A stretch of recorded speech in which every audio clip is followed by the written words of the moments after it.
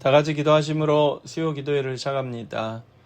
걸어가시고 자비가 풍성하신 하나님, 우리를 주님 안에 거하게 하시고 오늘도 특별히 주님의 거룩한 존전으로 나와 주님을 경배하며 찬양하며 영광 돌리게 하심을 진심으로 감사드립니다. 우리의 마음과 뜻과 정성을 다하여 주님께 영광 들려오니 주님 기뻐 받아 주시옵소서. 우리 주님 예수 그리스도 이름으로 기도합니다. 아멘. 찬송가 332장 우리는 부지런한 예수님의 일꾼 332장입니다.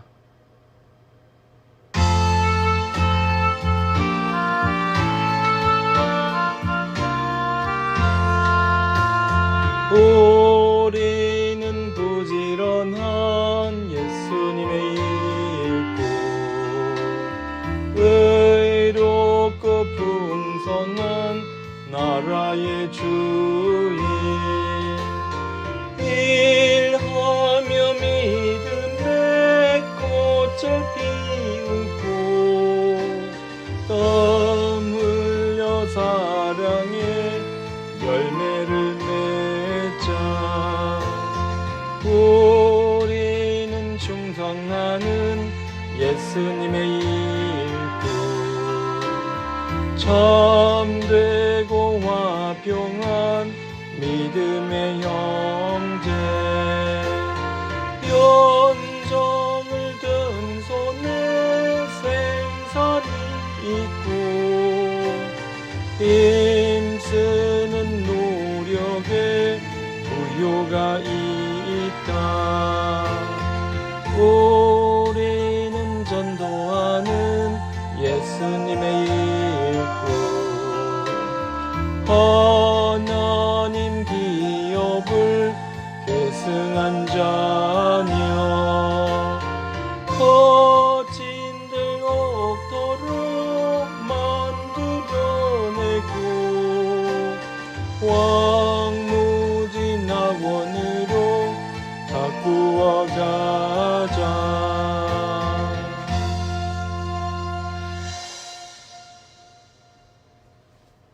할렐루야. 수요 기도에 참여하시는 성도 여러분들 예수 그리스도의 이름으로 축복합니다.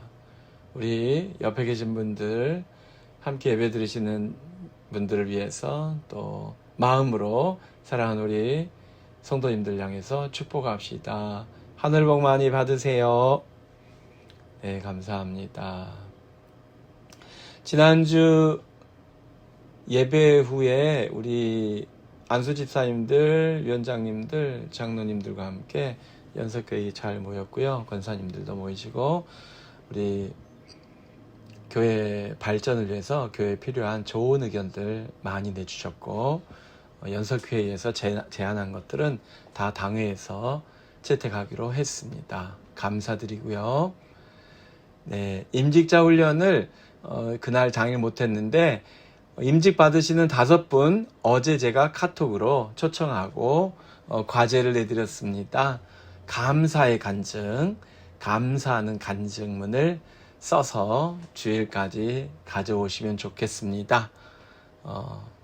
카톡으로 보내주셔도 되고 그리고 이번 주일은 다른 행사와 겹치지 않으면 교회에서 우리 임직자 훈련 하겠습니다.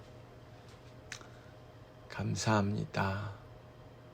네, 계속해서 우리 성경 퀴즈 열심을 내주시고요.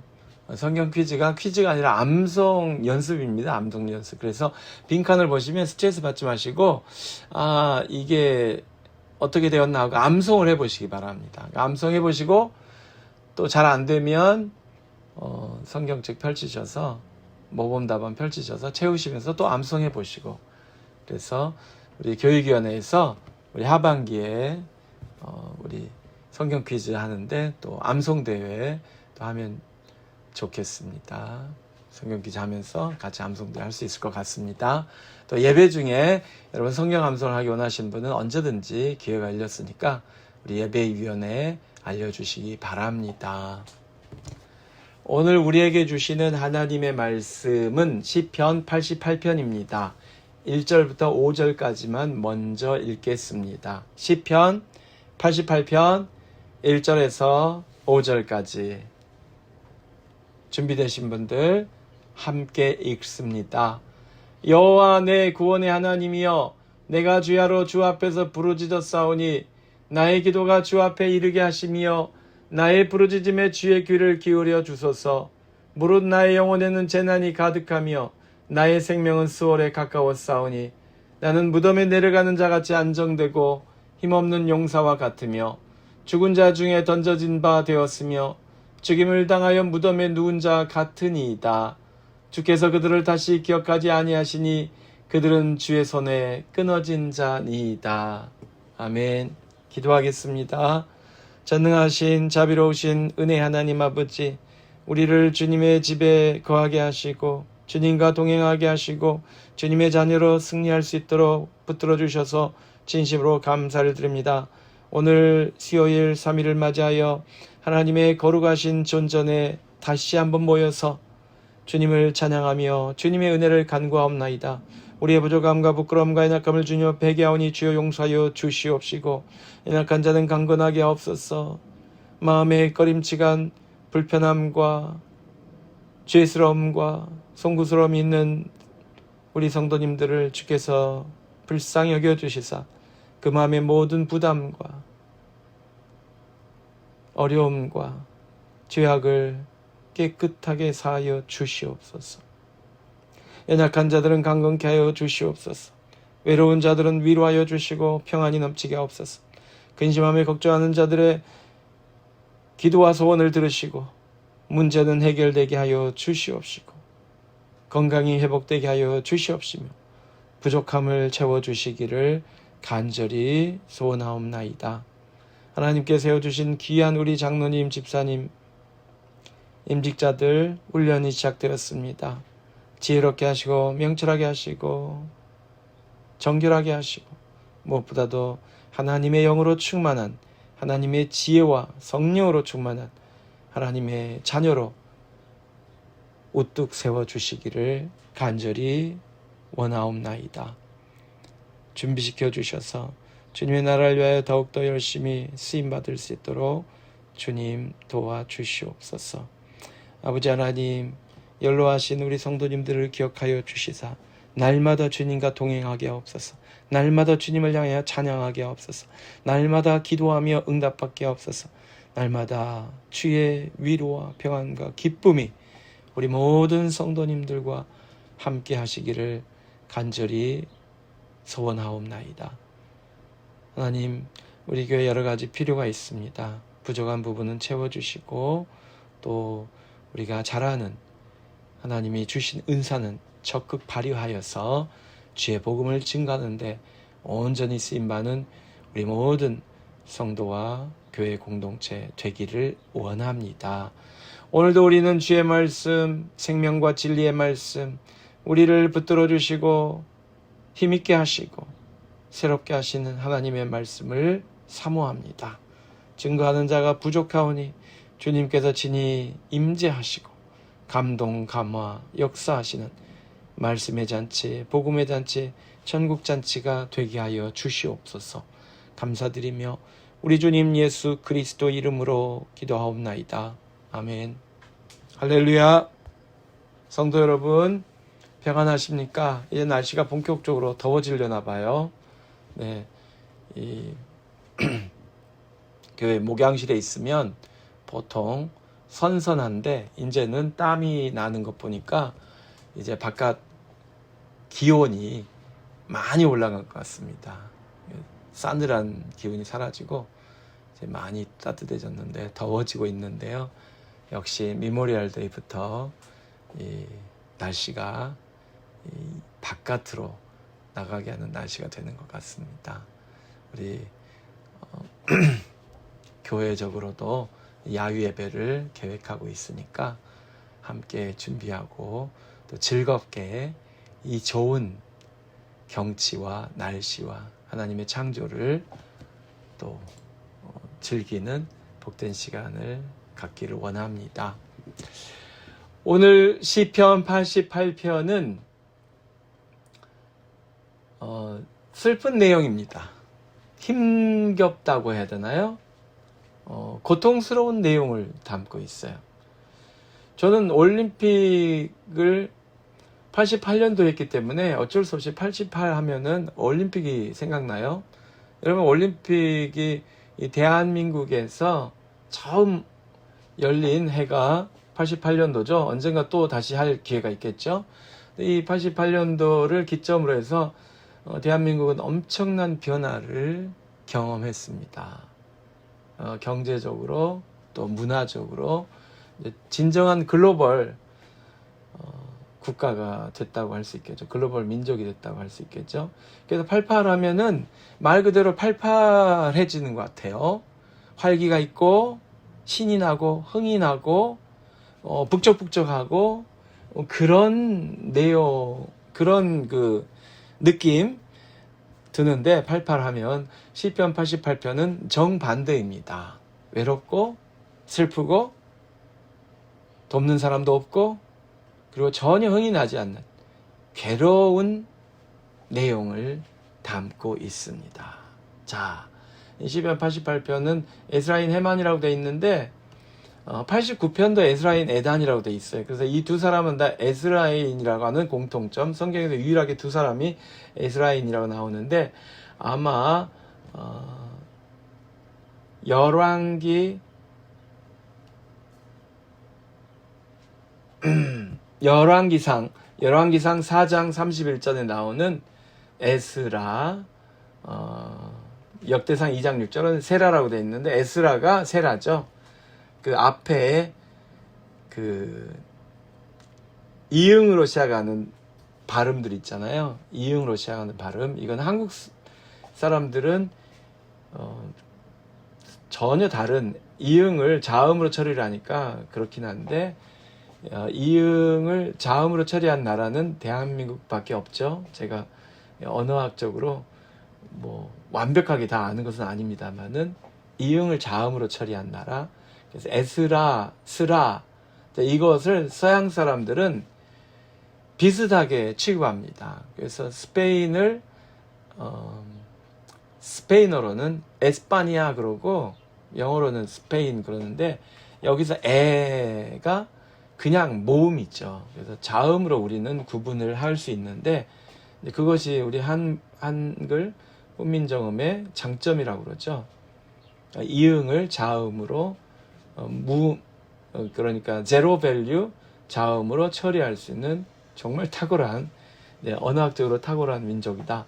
어떤 분의 해석을 봤는데 아무튼요 에스라나 스라 이거는 동일 인물이라고 볼 수 있습니다.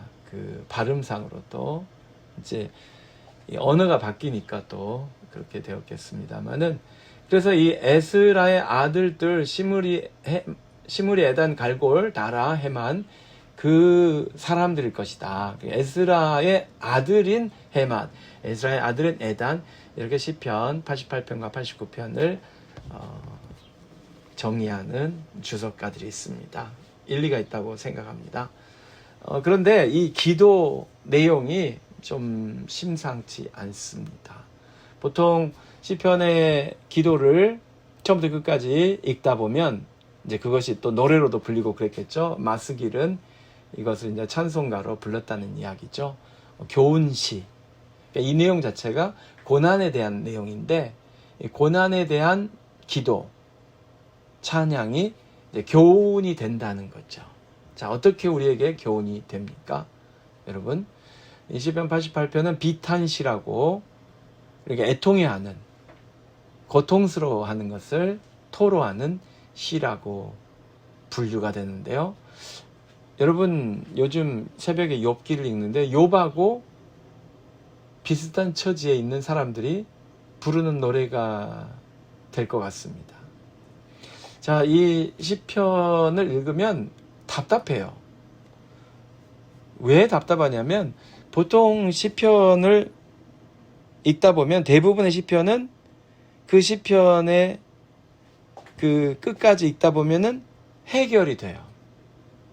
그러니까 고통스럽고 아프고 힘들고 억울하고 뭐 그런 것을 토로하다가도 끝부분에 찬양으로 끝난다든지 감사로 끝난다든지 주님이 응답해 줄 것을 확신한다든지 주님께서 이미 응답하셨다고 감사한다든지 뭐 여러 종류의 엔딩이 있습니다만은 대부분 해결이 되는 거예요. 그러니까 문제가 해결이 안 되더라도 기도자의 마음이 해결되는 거예요. 또 기도자가 다 해결되지 않았어도 해결될 줄 믿고 감사한다든가 소망을 품는다든가 이런 게 있는데 시편 88편은 어떻게 되어 있어요? 계속 부르짖습니다. 시작도 부르짖고 끝도 부르짖고. 그래서 성미가 급한 사람은 답답하죠. 뭔가 좀 해결이 있어야 되는데. 그래서 다음 시편 읽으면 되죠. 그렇죠, 여러분? 예. 한 시편 읽고서 마음이 안 드시면 다음 시편 읽으시면 돼요. 계속 읽으시면 돼요. 3편, 4편, 5편, 10편, 뭐 150편 한 번에 다 읽으셔도 되고요. 그럼 결론 무조건 좋게 되어 있죠. 그런데 88편 안에서는 뭔가 부담스럽게 마음의 부담, 마음의 짐을 내려놓지 못하고 계속 부르짖어야 되는 그런 부담감을 느끼면서 끝나죠. 그래서 이런 시편을 보면서 신앙이 무엇인가라고 회의한 사람이 있을 수 있을 것 같아요. 아니, 기도를 하면 뭔가 해결이 돼야지. 하나님께 부르짖었으면 빨리 응답이 와야지. 왜 계속 이렇게 우리는 부르짖어야 합니까? 왜 계속 이렇게 눈물을 흘려야 합니까? 왜 계속 고통을 당해야 되고 해결되지 않는 아픔과 슬픔과 서러움과 고통을 계속 견뎌야만 하는 것입니까? 라고 질문하는 분들이 있을 수 있죠. 88편을 읽으면 더 그럴 수 있습니다. 그래서 그냥 부르짖는 것 자체가 도움을 주는 거다. 내가 아무에게도 말하지 못하고 속으로 끙끙 앓고 있으면 얼마나 괴로워. 그러니까 친구라도 붙들고서 뭐 밥 사주고 술 사주고 해가면서 친구한테 하소해 나는 거. 친구가 해결할 능력은 없지만, 해결해 줄 능력은 없지만 친구에게 하소연이라도 하자. 그러면 토로하는 것만으로도 마음의 위로가 된다. 이렇게 이제 심리적으로 해석하는 분들도 있습니다. 그리고 신앙 자체가 그런 것 아닌가. 뭐 다른 거 없어도 그냥 하나님 앞에 토로하기만 해도, 하나님 앞에 말하기만 해도 뭐 큰 위로가 되니까. 그게 어디냐. 하나님을 안 믿는 사람은 이 상담사 찾아가서 돈 주고 말을 해야 되는데, 우리 하나님은 언제 어디서나 이렇게 내 속 사정을 아뢰일 수 있으니 이것만으로도 얼마나 큰 유익이냐. 이렇게 해명을 해주는 분도 있을 수 있습니다. 저도 종종 그런 이야기를 합니다만은, 여러분, 신앙은 이런 심리적인 위로를 받는 것, 대화 상대자에게 말을 하고서 심리적으로 위안받는 것, 그것뿐입니까? 아니죠. 그것은 가장 기본적인 것 중에 하나죠. 여러분, 기도는 하나님이 진정으로 들으십니다. 기도는 내가 하나님 앞에 일방적으로 하소연하고 한풀이하고 그냥 그걸로 되었다, 만족한다, 내 속이 시원하다, 그거가 전부가 아닙니다. 하나님은 들으시고 응답하십니다. 이 응답을 받기 때문에 사람들이 기도할 수 있는 거예요. 여러분, 내가 평생 기도했는데 하나도 응답이 없었어요. 하나도 응답이 없었고 하나도 제대로 좋아진 게 없었다. 그러면 지금까지 여러분이 기도를 하셨겠습니까? 나는 끊임없이 이야기를 하는데 아무 말이 없어. 아무 대답이 없어. 친구가. 그러면은 다음에 그 친구 불러서 대화하십니까? 아무 말이 없고 아무 응답이 없고 아무 위로도 안 해주고, 그러면은 그 사람하고 어떻게 또 대화를 해요? 안 하죠. 왜 그 친구를 불러서 계속 이야기를 하는 거예요? 그가 반응을 보이기 때문에 그런 거예요. 어머나, 그랬어? 많이 아팠겠구나. 많이 슬프겠구나. 많이 힘들겠구나. 이런 반응을 보여주기 때문에 그 위로해주고, 한 번씩 자기도 나한테 밥을 사주고 차를 대접해주고, 그러니까 계속 만나는 거예요. 우리가 하나님께 기도하는 것은 우리의 대화 상대로서 충분하고 나를 도우시고 나를 구원하시고 나를 해방시켜 주시고 나를 치유해 주시고 나를 회복시켜 주실 능력이 전혀 없는 하나님 아버지 앞에 이 말만 하는 그런 심리적인 위안의 그런 통로, 그것만으로 끝나지 않습니다. 하나님은 살아계시고 하나님은 살리시고 하나님은 살리시기 위하여 응답하시는 분이시라는 것입니다. 이것을 체험했기 때문에 기도하는 거예요. 시편 88편을 읽어보시면 처음부터 끝까지 기도해요. 그리고 하나님이 들어주셨다, 하나님께서 응답해 주셨다, 하나님께서 응답해 주실 것을 믿습니다, 하나님께서 응답해 주셨다는 것을 내가 확신합니다. 이런 식으로 표현이 강력하게 뚜렷하게 나오지 않았을지라도 이것은 응답받은 사람의 기도라는 것입니다.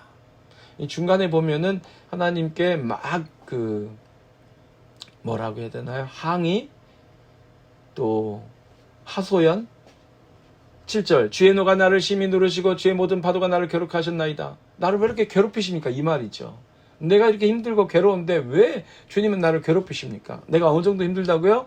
3절부터 나와요. 나의 영혼에는 재난이 가득하며 나의 생명은 수월에 가까웠으니 죽기 일보 직전이라는 것입니다. 이게 전쟁 때문인지 원수 때문인지 아니면 건강 때문인지 사고가 나서 그런 것인지 지금 굉장히 위험한 자연재해를 당했든지 지금 죽게 생겼어요.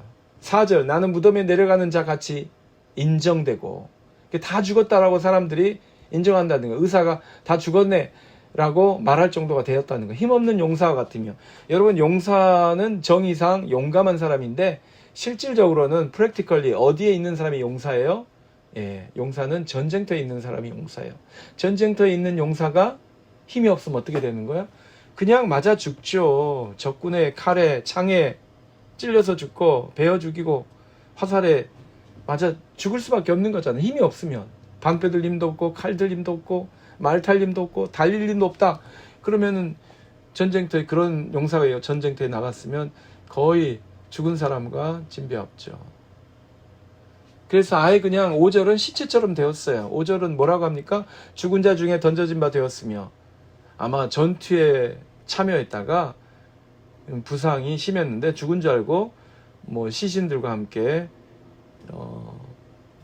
내던져진 그런 상태일 수도 있겠죠? 죽임을 당하여 무덤에 누운 자 같으니이다. 무덤에 누운 자 같이. 시체와 같이 되었다는 이야기입니다. 주께서 그들을 다시 기억하지 아니하시니 그들은 주의 손에서 끊어진 자니이다. 그 죽음 앞에 다 죽은 것처럼 된 것은 주님이 그렇게 하신 것 아니냐. 주님께서 그렇게 허락하셨기 때문에, 주님께서 그렇게 만드셨기 때문이 아니냐. 그래서 주님 앞에 이제 항의를 시작하는 거예요. 6절, 주께서 나를 깊은 웅덩이 어둡고 음침한 곳에 두셨사하며, 흑암, 죽음을 상징하죠. 죽음의 그 묘자리, 이런 데 나를 두셨어요. 7절, 주의 노가 나를 심히 누르시고 주님께 화를 내셔가지고 나를 눌러버리셨어요. 내가 쓰러졌어요. 주의 모든 파도가 나를 괴롭게 하셨나이다. 여러분, 파도가 바위를 때릴 때 어떻게 때려요? 한 방 탁 때리고 영원히 물러갑니까? 아니죠. 영원히 때리죠. 계속해서 시간차를 두고 계속해 때립니다. 그래서 그 튼튼한 그 강력한 바위가 점점 깎이잖아요. 깎여서 나중에 사라져버리죠. 하나님이 계속해서 그렇게 나를 때리셨기 때문에 내가 이렇게 쓰러져서 죽은 것이 되었다라고 항의하는 것입니다. 8절, 나를 가증한 것이 되게 하셨어. 그리고 앞에 8절 앞에 내가 아는 자를 내게서 멀리 떠나게 하시고, 사람들이 다 떠나버렸어. 나를 오해하고 나를 싫어하고 나를 미워하고 나를 왕따시키고 다 떠나버렸어. 나를 가증히 여겨요. 이거는 문둥병자가 생각나시죠? 문둥병에 걸리면 어떻게 됩니까, 여러분? 격리시켜버리죠. 길을 지나가도 멀리서부터 돌을 던져요. 오지 말라는 거예요. 가라는 거예요. 그렇게 해서 전염이 된다는 그런 명분으로 격리시키고 또 학대하고 돌로 때려서 그렇게 다치게 하고 아프게 하고, 그렇게 되어서 나는 갇혀서 나갈 수 없게 되었나이다. 이게 갇힌 것이 감옥에 갇힌 것일 수도 있지만, 이렇게 동네 사람들이 나를 왕따시키면 나는 집에서 나갈 수가 없죠. 그렇죠? 내가 정치적으로 지금 가택연금이 되어 있든지 아니면 문둥병이나 이런 것들 때문에 전염병 때문에 지금 얼릴 수 없든지 아니면 사람들로부터 뭐 매국노다, 반역자다 이렇게 낙인이 찍혀서든지 아무튼 지금 만날 수도 없고 다닐 수도 없고 죽음밖에는 가까이 있는 게 없는 거예요. 네. 그래서 뭐라고 항의를 해요, 여러분? 네. 이제 저는 이것을 참 좋아합니다. 그런데 죄송하기도 하고 그렇지만 참 좋고 그래요. 10절부터 주께서 죽은 자에게 기이한 일을 보이시겠나이까? 유령들이 일어나 주를 찬송하리이까? 주의 인자하심을 무덤에서 주의 성실함을 멸망 중에 선포할 수 있으리까? 내가 죽으면 지옥에 가서 어떻게 주님의 복음을 선포할 수 있겠습니까? 12절 흑암 중에서 주의 기적과 이짐의 땅에서 주의 공의를 알 수 있으리까? 자, 이 시편 88편의 저자는 부활 신앙은 없었던 것 같아요. 그래서 죽으면 끝이다 라는 그 기본적인 구약적인 세계관 속에 있었습니다. 그래서 이제 죽은 자는 이제 유령을 말하는 거죠. 죽은 자들은 하나님을 찬양할 수 없다. 하나님의 복을 선포할 수 없다. 그리고 이제 지적인 활동이나 이런 선포하는 것들 할 수 없다. 이제 그렇게 이해하고 있는 모습이 나옵니다. 그러니까 내가 죽으면 하나님께 아무 유익이 없으니까 나를 살려 놓으세요. 나를 고쳐 놓으세요. 나를 회복시켜 주세요. 라고 주장하는 것입니다. 자, 13절 14절 읽읍시다. 여호와여 오직 내가 주께 부르짖었사오니 아침에 나의 기도가 주의 앞에 이르리이다. 여기에 이제 소망이 있어요. 그렇죠? 소망. 아침에는 내 기도가 주의 앞에 이르리이다. 그런데 주님께서 응답하신다. 이 내용은 아니지만 그래도 가장 희망적인 내용이죠. 여기서 14절 다시 또 항의하세요. 여호와여 어찌하여 나의 영혼을 버리시며 어찌하여 주의 얼굴을 내게서 숨기시나이까. 네. 예수님께서 십자가에서 부르짖으셨잖아요. 어찌하여 나를 버리시나이까. 그 말씀 생각나시죠? 그래서 16절 주의 두려움이 나를 끊었나이다. 17절 나를 애워쌌나이다. 나를 괴롭힌다는 거예요. 그래서 18절 주는 내게서 사랑하는 자와 친구를 멀리 떠나게 하시며 내가 아는 자를 흑암에 두셨나이다. 나를 외롭게 하셨다는 거예요. 자, 이렇게 시편이 끝나버립니다. 여러분. 그러니까 좀 당혹스럽죠? 요즘 말로 황당하죠? 그런데 제가 한번 말씀드렸잖아요. 이 시편은 은혜를 체험한 사람의 기도라는 것입니다. 왜 이런 기도를 계속할 수 있어요? 이 기도가 처음부터까지 인생의 유일한 단 한 번의 기도였다 그러면은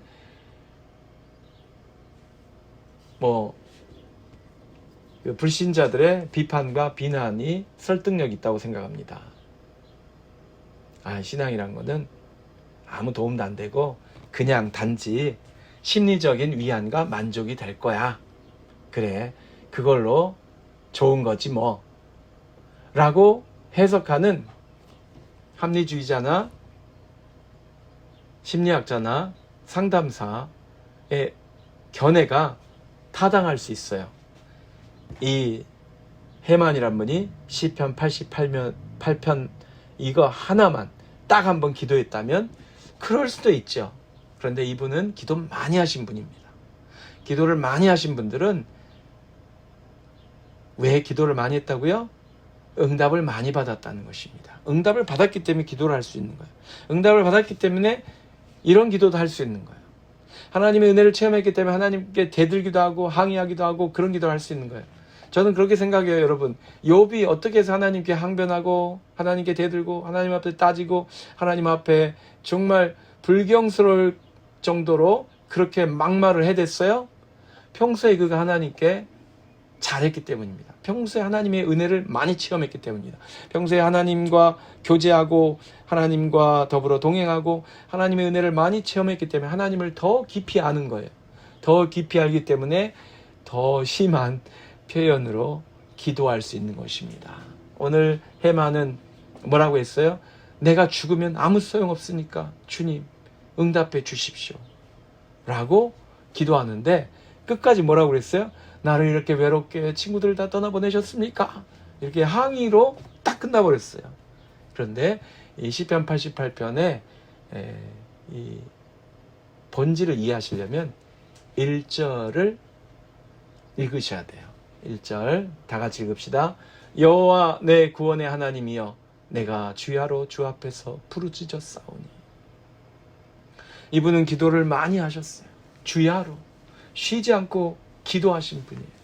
오랫동안 기도하셨어요. 그리고 무엇을 체험했어요? 구원의 하나님을 체험했습니다. 사랑하는 성도 여러분, 하나님을 믿지 않는 사람은 하나님 나 구원의 하나님이라고 부르지 못합니다. 하나님의 구원을 체험하지 않은 사람은 주여 내 구원의 하나님이여 이렇게 기도하지 못해요. 이분은 하나님을 통하여 구원을 체험했어요. 은혜를 체험했어요. 많은 축복을 체험했어요. 그렇기 때문에 오늘 이 고통의 순간, 생명이 끊어지려고 하는 이 순간에도 하나님께 부르짖을 수 있는 거고, 더 끈질기게, 더 오래 끝까지 부르짖을 수 있는 것입니다. 다윗은 딱 한 번 돌팔매를 해서 골리앗을 무너뜨리고 이스라엘의 장군이 되고 왕으로 가는 그런 출세길을 체험했던 게 아니에요. 다윗은 여러 번 돌팔매질을 했어요. 사자, 곰과 싸울 때 그때마다 그는 기도했어요. 그리고 응답받았어요. 사랑하는 성도 여러분, 기도가 응답받았기 때문에 기도가 이어질 수 있는 겁니다. 내가 고통 가운데, 아픔 가운데 기도하는데 끈질기게 기도할 수 있는 것은 그 전에 응답받았던, 축복받았던 그 체험이 있기 때문에 가능한 거예요. 하나님을 인격적으로 아는 거예요. 하나님을 인격적으로 체험했어요. 하나님의 응답하심을, 하나님의 도우심을, 하나님의 구원하심을 체험했기 때문에 이 힘겹고 고통스러운 기도를 계속 할 수 있는 것입니다.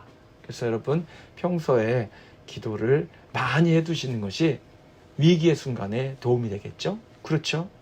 예. 그 암 환자들이 항암 치료를 받을 때 의사 선생님들이 체력을 본다고 하잖아요. 체력을. 그런데 몸에 근육이 있고 평소에 운동을 많이 해둔 사람들은 의사 선생님들이 마음 놓고 항암제를 쓰시잖아요. 왜? 견뎌주니까. 근육이 견뎌주고 또 몸에 여러 기관이 견뎌주고, 그리고 살이 많이 빠져도 회복할 수 있을 만큼 근육이 남아있고, 이제 이런 것이 중요하잖아요. 네, 그렇죠. 기도가 근육이라고 하는 말씀입니다. 여러분, 평소에 하시는 기도가 영적인 근육입니다. 그래서 위기의 순간에 그 근육을 쓸 수 있어요. 좀 어려워도 힘들어도 고통스러워도 계속 버틸 수 있어요. 계속 기도할 수 있다는 것입니다. 에스라인 헤만에게서 우리는 이 기도의 내공을 배우는 것입니다. 집요하게 기도해왔던 그 오랫동안 쌓였던 기도의 흔적을 찾아볼 수 있는 거예요. 여호와 내 구원의 하나님이여, 내가 지금까지 살아남아 있었던 것은, 내가 지금까지 이렇게 주님 앞에 서서 구원받은 자녀로 살아온 것은 하나님 덕분입니다.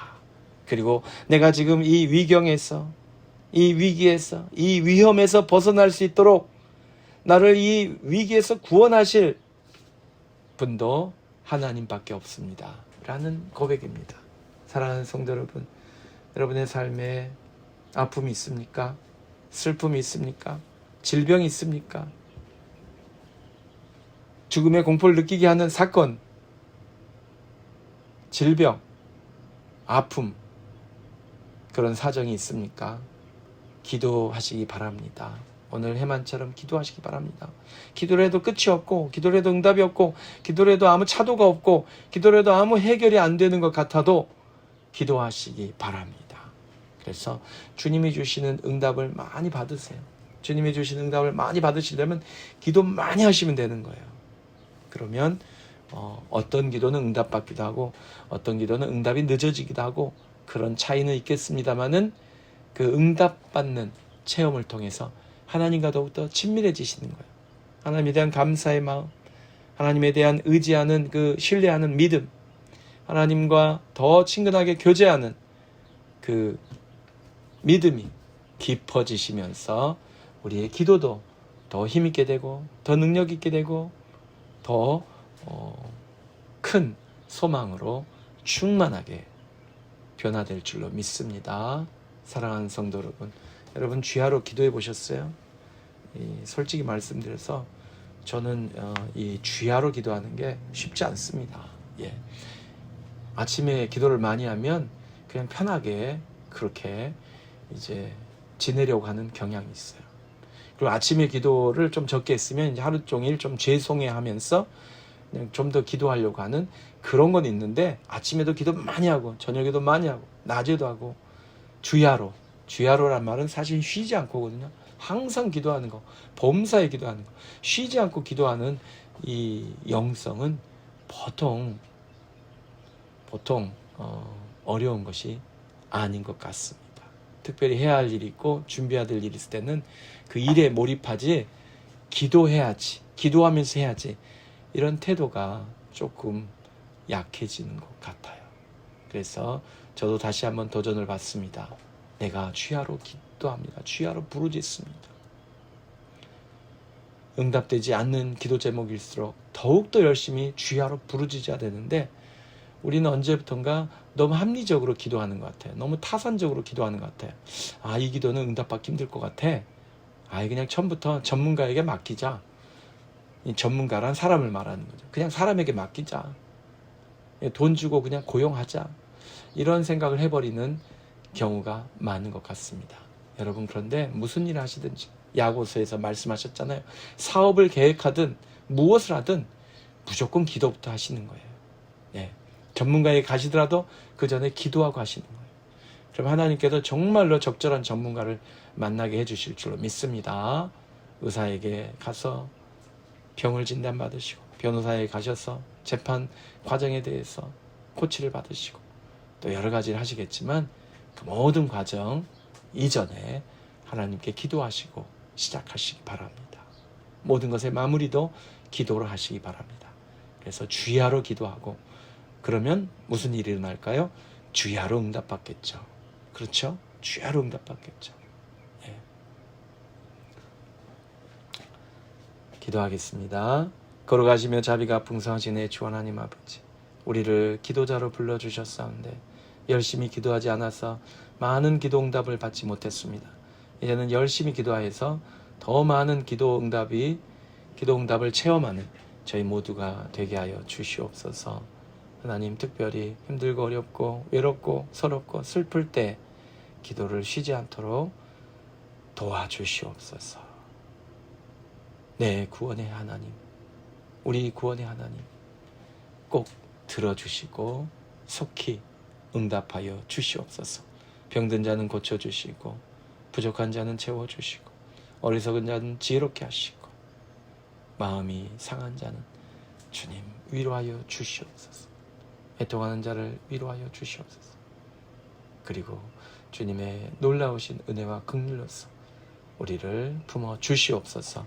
우리 주님 예수 그리스도 이름으로 기도하였습니다. 아멘. 하나님께 찬양하시겠습니다. 찬송가 400장 험한 시험 물속에서 하나님께 찬양 드리십니다. 400장입니다.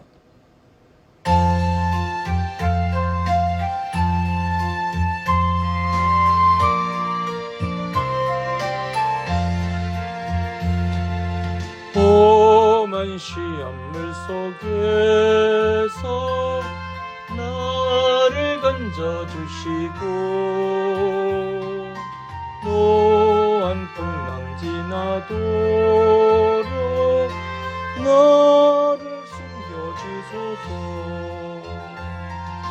주여 나를 돌보시사 품어주시고 험한 풍파 지나도록 나를 숨겨주소서. 원세 능력 무한하사 모든 시험 이기고 영원까지 다스리는 주님 앞에 비오니 주여 나를 돌보시사 고이 품어주시고 험한 풍파 지나도록 나를 숨겨주소서. 죄악길에 빠진 이몸 깜깜한 데 매며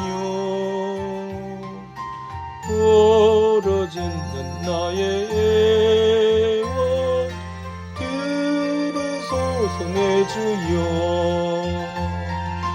주여 나를 돌보시사 고이 품어주시고 험한 풍파 지나도록 나를 숨겨주소서.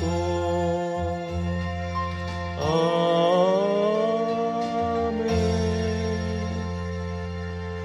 이제는 우리 주 예수 그리스도의 크신 은혜와 하나님 아버지의 극진하신 사랑하심과 성령님의 감화감동 충만케 하심이 주님 나의 아픔과 슬픔과 모든 서러움과 외로움을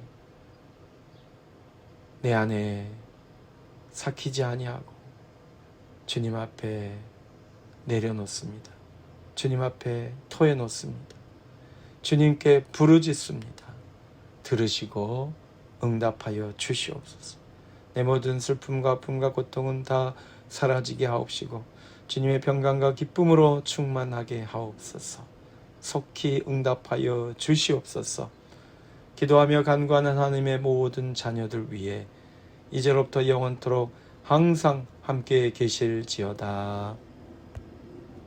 아멘.